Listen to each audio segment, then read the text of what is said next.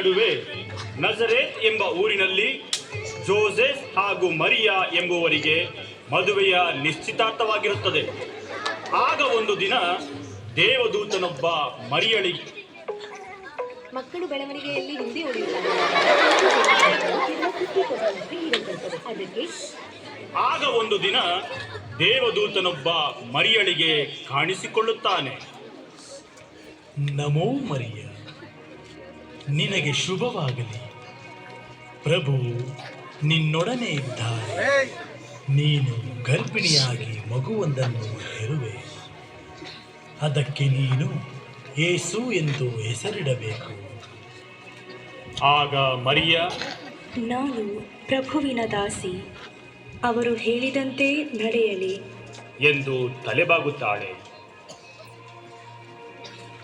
ಜೋಸೆಫನಿಗೆ ಕನಸಿನಲ್ಲಿ ದೂತನು ಕಾಣಿಸಿಕೊಂಡು ಪವಿತ್ರಾತ್ಮರ ಶಕ್ತಿಯಿಂದ ಮರಿಯಳು ಗರ್ಭಧರಿಸಿದ್ದನ್ನು ತಿಳಿಸಿದಾಗ ಜೋಸೆಫ್ ಮರಿಯಳನ್ನು ಮದುವೆಯಾಗುತ್ತಾನೆ.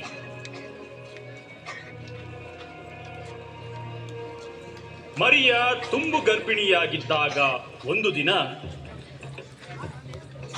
ಕೇಳ್ರಪ್ಪ ಕೇಳಿ, ಕೇಳ್ರಪ್ಪ ಕೇಳಿ, ರೋಮನ್ ಚಕ್ರವರ್ತಿ ಆಗಸ್ಟಸ್ ಸೀಸರ್ ಜನಗಣತಿ ಮಾಡುತ್ತಿದ್ದಾರೆ.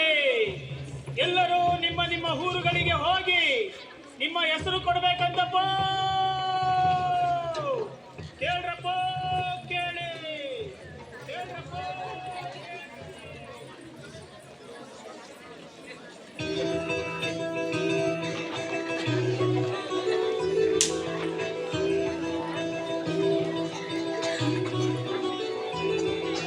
ತುಂಬು ಗರ್ಭಿಣಿ ಮರಿಯಳ ಕೂಡಿ ಜೋಸೆಫ್ ಹೊರಟನು ಆ ಕ್ಷಣದಿ.